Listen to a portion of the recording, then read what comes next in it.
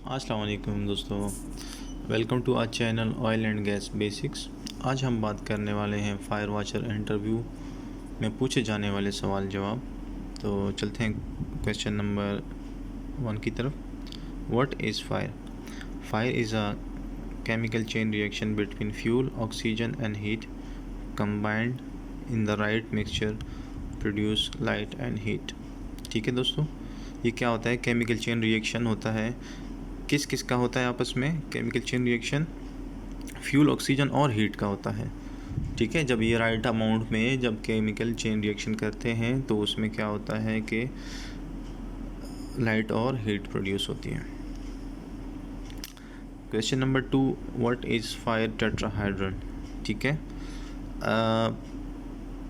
Interview में आपको fire triangle के बारे में भी पूछ सकते हैं, लेकिन वो प्रीवियस था और अभी ये अपडेटेड जो है वो इसमें केमिकल चेन रिएक्शन को ऐड कर दिया गया है। आप लोगों को पता भी होगा जैसे कि हीट, ऑक्सीजन और फ्यूल फायर ट्रायंगल में मौजूद थी, लेकिन इसमें अभी केमिकल चेन रिएक्शन चौथा एलिमेंट ऐड कर दिया गया है। ठीक है, जो फायर ट्रायंगल था उसको अभी टेट्राहाइड्रन भी कर दिया गया। फोर्थ एलिमेंट, अभी चौथा एलिमेंट इसमें केमिकल चेन रिएक्शन ऐड कर दिया गया है। ठीक है, अब फ्यूल, हीट और ऑक्सीजन और केमिकल चेन रिएक्शन की सूरत में ही फायर होगी। अगर इनमें से कोई भी एलिमेंट हटा देंगे तो फायर जो है वो एक्सटिंग्विश हो जाएगी। क्वेश्चन नंबर 3 है, in case of emergency what you will do? अगर आपसे इंटरव्यू में क्वेश्चन पूछा जाता है कि इन केस जब आपके एरिया में जिस जगह भी आप काम कर रहे हैं ऑर्गेनाइजेशन में, जब वहाँ पे इमरजेंसी होती है तो आपने क्या करना है? तो सबसे पहले आपने स्टॉप द जॉब, काम को बंद करना है। Do not panic, switch off the equipment if possible. ठीक है, जहाँ वहाँ पे जो भी आप काम कर रहे हैं, कटिंग, ग्राइंडिंग, वेल्डिंग या एक्टिविटी जो भी हो रही है, वो जो इक्विपमेंट होंगे उनको स्विच ऑफ करना है। ठीक है, और विंड डायरेक्शन चेक करनी है। क्रॉस विंड डायरेक्शन में जाते हुए आपने सबसे नियरेस्ट असेंबली पॉइंट पे जाना है। ठीक है, वहाँ पे हेड काउंटिंग होगी और जितने भी परमिट्स होंगे वो सस्पेंड हो जाएंगे और आपने वहाँ पे वेट करना है जब तक कि सब क्लियर ना हो जाए। क्वेश्चन नंबर 4 है, what is permit to work and types of permit to work? ठीक है, permit to work is a documented procedure that authorize certain people to carry out specific work within a specific area and time frame। जब भी आप किसी जगह पे काम करेंगे तो आपको वर्क परमिट की रिक्वायरमेंट्स होंगी। ठीक है, विदाउट परमिट हम काम नहीं कर सकते हैं। ठीक है, ये डेफिनेशन आपने याद कर लेनी है। टाइप्स ऑफ परमिट कितनी हैं? Only 2 types of work permit हैं। कोल्ड वर्क परमिट, ठीक है, जिसमें कोई सोर्स ऑफ इग्निशन नहीं होता, उसके लिए कोल्ड वर्क परमिट यूज़ होता है। और hot work permit, source of ignition, जिसमें cutting, grinding, welding, pre heating, PWHT, इस तरह की जो भी एक्टिविटीज़ होंगी उसके लिए हॉट वर्क परमिट का इस्तेमाल किया जाता है। क्वेश्चन नंबर 5 है, in case of H2S leakage in your area what you will do? अगर जिस एरिया में आप काम कर रहे हैं वहाँ पे अगर H2S लीकेज हो जाएगी तो आपने क्या करना है? सबसे पहले आपने काम को बंद करना है। Stop the job, do not panic, क्या करना है? अपनी सांस को रोकना है। वहाँ पे ये हमेशा याद रखें, जो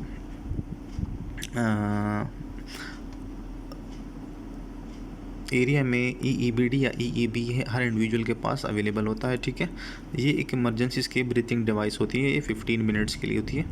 ये स्केप यानी इन केस ऑफ इमरजेंसी में एरिया से स्केप करने के लिए इस्तेमाल की जाती है ये है। ठीक है, वो आपने पहननी है। तो आपने क्या करना है? उसके बाद स्विच ऑफ द इक्विपमेंट, अगर पॉसिबल हुआ तो स्विच ऑफ आपने इक्विपमेंट कर देने हैं। उसके बाद आपने विंड डायरेक्शन चेक करनी है और विंड डायरेक्शन चेक करके आपने cross wind direction to the nearest safe assembly point या मस्टर पॉइंट पे जाना है।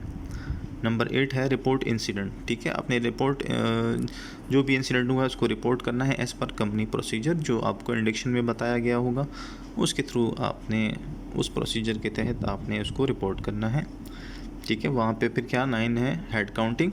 और मैंने आपको पहले ही बताया है कि इमरजेंसी की सूरत में क्या होगा, जितने भी परमिट्स होंगे वो सस्पेंड हो जाएंगे। क्वेश्चन नंबर 6 है, how to know wind direction? ठीक है, इन यूर एरिया, जिस एरिया में भी आप काम कर रहे हैं वहाँ पे हम विंड की डायरेक्शन कैसे चेक कर सकते हैं? बाय विंड शॉक के थ्रू कर सकते हैं, फ्लेयरिंग के थ्रू कर सकते हैं, बाय सैंड के थ्रू कर सकते हैं, ठीक है। तो इस तरह से आप विंड शॉक यानी विंड डायरेक्शन चेक कर सकते हैं, ठीक है। अगर आपसे पूछा जाए कि जहाँ पे आप काम कर रहे हैं, ठीक है, या गैस टेस्टिंग वहाँ पे कौन करेगा, who will conduct the gas test at the site, तो हमेशा याद रखना आपने किसी भी safety officer, fire watcher, fire fighter या एरिया इशूअर अथॉरिटी किसी का नाम नहीं लेना। आपने जस्ट ये बताना है कि जो अथराइज्ड गैस टेस्टर होगा वो गैस टेस्ट करेगा। इस तरह आपको कन्फ्यूजन भी नहीं होगी और आपने कन्फ्यूज़ नहीं होना। सिंपली आपने आंसर करना है कि सर अथराइज्ड गैस टेस्टर। अगर वो आपसे पूछ ले कि अथराइज्ड गैस टेस्टर कौन होता है, तो आपने बोलना सर जो क्लाइंट की तरफ से एक बंदा मुकर्रर किया होता है उन्होंने, जो कम्पिटेंट होता है और उसके पास सर्टिफिकेशंस होती हैं, अथराइजेशन होती है गैस टेस्टिंग की, वही सिर्फ। नॉर्मली जो एरिया अथॉरिटी होता है, आपके एरिया इशूअर, उनके पास अथॉरिटी होती है गैस टेस्टिंग की। तो आपने सिंपल आंसर, कन्फ्यूजन में नहीं जाना, कन्फ्यूजन में जाए बगैर आपने अथराइज गैस टेस्टर का बताना है। नंबर 8 है what is the responsibility of fire watcher, ठीक है। What is the responsibility of fire watcher, तो इसमें आपने पॉइंट नंबर 1 क्या बताना है कि जब एज अ फायर वॉचर आप किसी साइट पे काम कर रहे हैं, ठीक है, तो आपने सबसे पहले जो है परमिट टू वर्क जो है इंश्योर करना है, ठीक है, साइट पे। और गैस टेस्टिंग काम करने से पहले गैस टेस्टिंग लाजमी होनी चाहिए, ठीक है, क्योंकि जब भी कोई हॉट वर्क एक्टिविटी होगी तो उसके लिए गैस टेस्टिंग मस्ट है, ठीक है। Number 2 ensuring appropriate type of fire extinguisher, जिस टाइप का काम हो रहा होगा अप्रोप्रिएट फायर एक्सटिंग्विशर उस क्लास का साइट पे अवेलेबल होना चाहिए।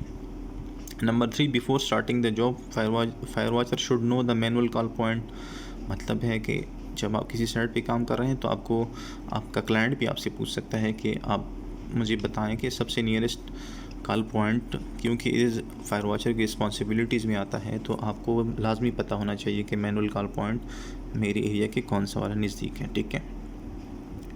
और इमरजेंसी वॉइस कम्युनिकेशन, अगर कोई भी इन केस ऑफ इमरजेंसी या फायर हो जाए तो आप एटलीस्ट आपको पता होना चाहिए कि मेरी नियरेस्ट कौन सा फ़ोन बूथ लगा हुआ है जहाँ से आपने कॉल करनी है फायर डिपार्टमेंट को, ठीक है।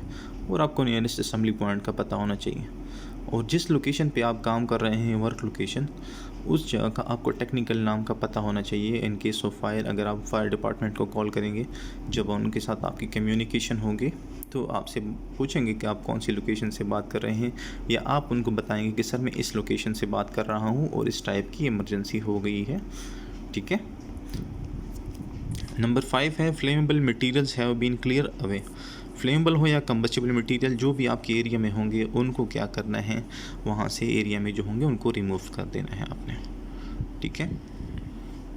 नंबर 6 है grinding sparks and welding splash are contained by the use of fire blankets, ठीक है। फायर रिटार्डेंट ब्लैंकेट्स होते हैं, उससे आपने क्या करना है, जो भी कटिंग वेल्डिंग जो भी आपकी हॉट वर्क एक्टिविटी होगी उसको आपने उससे कवर रखना है ताकि कोई भी स्पार्क्स वगैरह स्प्लैश बाहर ना निकले, ठीक है। फायर फाइटिंग इक्विपमेंट जो होते हैं एरिया में, ठीक है, वो वहाँ पे रेडी टू यूज़ होने चाहिए, ठीक है।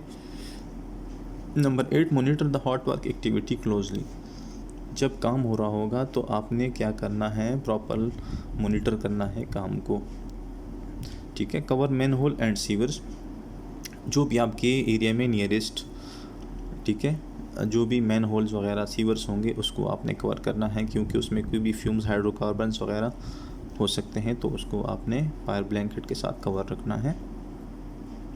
Precautions mention on the permit to work related to hot work job should be implemented on site, hot work के रिलेटेड जितने भी परमिट्स के ऊपर प्रिकॉशंस टिक किए गए होंगे तो आपने साइट के ऊपर इम्प्लीमेंट करवाना है, किसने, फायर वॉचर ने, ठीक है। Fire emergency plan for case, in case of fire people on site should know what to do in the event of fire, ठीक है। क्या होता है कि इमरजेंसी प्लान लाजमी होना चाहिए, क्योंकि इन द इवेंट ऑफ फायर अगर कोई भी फायर या इमरजेंसी हो जाए तो तमाम बंदे क्या करेंगे, सबको पता होना चाहिए। जब काम बंद हो जाएगा, स्टॉप हो जाएगा, तो उसके बाद क्या है, the work site is monitor for 30 minutes after hot work job, ठीक है, या स्टॉप। जब काम बंद हो जाएगा हॉट वर्क एक्टिविटी उसके बाद फायर वॉचर 30 मिनट्स के लिए उसको फिर भी वॉच करेगा, ठीक है। ये उसकी रिस्पॉन्सिबिलिटीज़ भी आएंगी। और ये जिस तरह से मैंने आपको टेक्निकल तरीके से बताया है, अगर आप इस तरह से याद कर लेंगे तो उनको श्योर हो जाएगा कि बंदा कॉन्फिडेंट है और आराम से इंटरव्यू को पास कर सकता है। इसको मैंने मज़ीद पार्ट 2 में भी वीडियो बनाई हुई है, ठीक है। तो आप मज़ीद पार्ट 2 में भी देख सकते हैं, क्योंकि ये क्वेश्चन इनफ नहीं है। और भी मज़ीद जो फायर वॉचर के रिलेटेड क्वेश्चन है वो मैंने नेक्स्ट वीडियो में डाल दी है, ठीक है। और अगर आपको मेरा चैनल पसंद आता है तो प्लीज़ मेरे चैनल को लाइक करें और सब्सक्राइब कर दें। बहुत शुक्रिया।